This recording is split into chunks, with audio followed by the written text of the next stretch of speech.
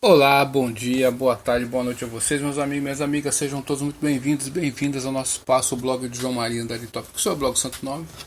Você, pai, mãe, curioso, educação, aluno, aluna, professor, sejam aí todos muito bem-vindos, tá? Você que me acompanha de longa data, fico muito feliz e agradecido por isso. Pessoas que acompanham a gente aí pelo e-mail, bom e velho e-mail, ainda temos esse serviço. Você que está inscrito, está inscrito.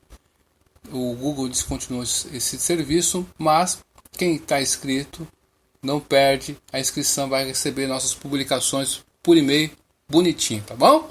Deixa eu mandar um grande beijo para minha amada Elisângela, um beijão para meu amado filho, mano.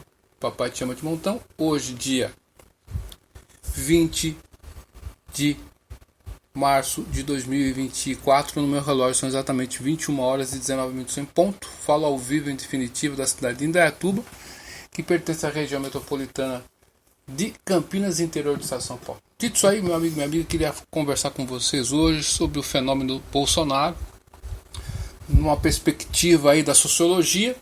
É um autor, nós temos, lógico, muitas traduções, né? Mas o autor que deu sua contribuição para a sociologia, e a sociologia clássica tem como um expoente esse que é Max Weber e a sua sociologia compreensiva. Gosto muito de Max Weber, também gosto de Emile Durkheim, apesar que tem aí entre os dois algum conflito. Eu acho que as duas se complementam, mas enfim. Então Max Weber, ele parte, enquanto Durkheim parte de que os fatos sociais são a base, são onde o sociólogo deve se debruçar para compreender a sociedade. Weber vai falar que é a ação social que o sociólogo deve se ater ali, né? Então, a ação social que vai fazer com que cada indivíduo dentro de uma sociedade ele vai ter crenças, valores, ideias e ações. E que, ao analisar essa questão, o sociólogo poderia ver e observar as mudanças sociais. E é inegável, você que gosta ou não do Bolsonaro, é inegável que ele tem uma questão de popularidade, que é um fenômeno que dá para ser analisado pela sociologia compreensiva, que gosto muito, de Max Weber. Então,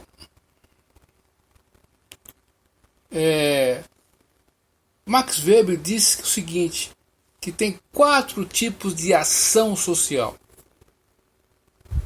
onde os indivíduos vão agir. E para explicar isso, vou usar aí Durkheim. Durkheim ele vai falar sobre os fatos sociais, beleza ou não? O que é um fato social? Um fato social é uma questão que é importante para o coletivo. Tá certo ou não? Por exemplo, quando o professor fala, galera, anota aí no caderno, tal dia vai ter a prova. Aquela informação não é importante para apenas um indivíduo, mas ela é importante para um grupo de indivíduos. E a ação social? Eu pergunto, João, eu estou aqui em Indaiatuba, como que eu faço para me chegar em Campinas? Você vai fazer isso, aquilo. Então, essa informação, para mim, não tem muita importância. Eu vou dar a informação, por gentileza, pode ser que sim, pode ser que não.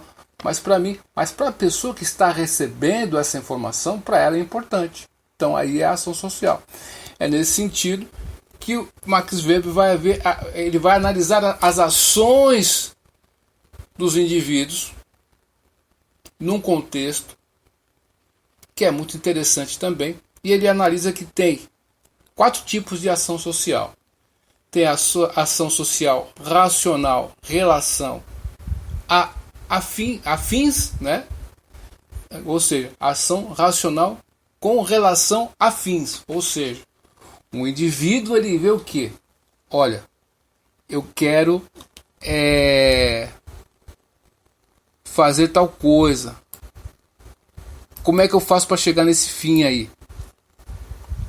Então, uma ação social pode ser considerada racional, relativa a fins, quando tem, né, um objetivo estabelecido de maneira racional, na qual o indivíduo, o autor da ação social, procura atingir um objetivo. Ele pode usar outras pessoas para fazer isso. Certo ou não?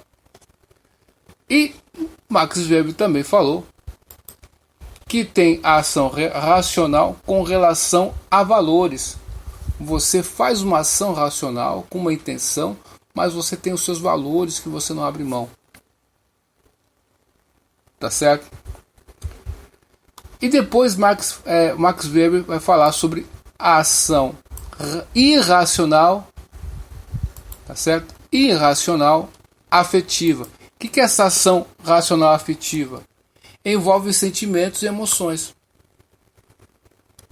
Às vezes a pessoa está com raiva, a pessoa está triste, perdeu o namorado ou a namorada, e a paixão é um luto, né? É irracional, não dá pra. É uma ação afetiva, né? E ela pode ser esse afeto que está ligado com o afeto, que pode ser despertado pelo costume. E esse tipo de ação também se enquadra na categoria tradicional, tá? E também Max Weber vai falar pra gente sobre outro tipo de ação social, que é a ação irracional tradicional. O que é essa ação irracional tradicional? Essa ação tradicional aí, ela é pautada nos hábitos e costumes que a pessoa tem, ou que ela começa a adotar. Os modismos pode fazer? Pode. Então, a internet, o fenômeno da internet é interessante porque nós, pela questão do algoritmo, né? Um dos alunos do professor Olavo de Carvalho, que eu escuto bastante, sabe, o Silvio Grimaldo, ele tem uma questão sobre isso, ele falou no canal da Burna Torley, uma questão muito interessante sobre isso, né? Então, o algoritmo das redes sociais faz com que nós tenhamos bolhas, porque eu recordando vídeos antigos que eu tenho no canal, eu tinha debate com pessoas que pensavam diferente de mim, né? Tá certo ou não? E o que aconteceu? O algoritmo só vai mostrar pessoas da sua bolha. E as pessoas que pensam diferente de você, você pode encontrar por acaso, aí você vai estranhar. Então você começa a brigar com pessoas dentro da sua própria bolha. É interessante isso. E você pode criar um hábito. Essa questão da cultura de massas. Por isso que a questão da linguagem neutra, que um grupo se atribui falar sobre daquele jeito, você vai excluir o dislexo, a pessoa que tem que o alfabeto dele é o Libras, né? A língua que ele usa de sinais, que ele usa para comunicar-se, ele tem que prestar atenção no que a pessoa está falando ali, então ele vai ter muita dificuldade. Esse pessoal não pensou nessas pessoas, mas pode virar uma questão irracional tradicional, pode virar, né? Então as massas estão aí, né? Então essas ações sociais que foram descritas agora, que nós estamos comentando com vocês aqui, de Max Weber, né? É onde ele diz que o sociólogo deve se debruçar. Então, ele também vai falar sobre a formação dos estados. E ele vai falar sobre 4 tipos de racionalidade. Ele vai falar sobre a racionalidade formal, racionalidade substantiva, racionalidade finalística e racionalidade quanto a valores. É o estado. Então, aí entra uma questão para a ciência política, né? E a teoria geral do Estado também. Então, percebemos que Max Weber, ele é um sociólogo, e como sociólogo, questões de políticas e o Estado fazem parte dessa questão, que vai resvalar também no direito. Olha só que louco. E quando nós estamos falando de Bolsonaro, onde que entra o que eu quero falar com vocês hoje? É o seguinte, porque o Bolsonaro, ele tem uma questão, onde Max Weber também é um conceito de Max Weber, do poder e da dominação. E ele faz uma distinção entre poder e sobre dominação. Para ele, poder é uma questão de ter o poder, e a dominação é a aceitação. Tá certo? Então, o poder independe da aceitação das pessoas, do exercício da vontade, beleza? Então, poder é a imposição da vontade de uma pessoa ou uma instituição sobre os indivíduos. Então, a gente tem que ser real contigo aqui, meu amigo, minha amiga. A gente sempre vai fazer isso, né? A gente aprendeu muito com o professor Olavo de Carvalho. O Bolsonaro, ele é um líder carismático. Tá certo, não? Ele tem uma dominação carismática. Tá certo? Isso é inegável. Essa capacidade que ele tem de mobilizar as pessoas. Essa capacidade que ele tem de simbolizar, né?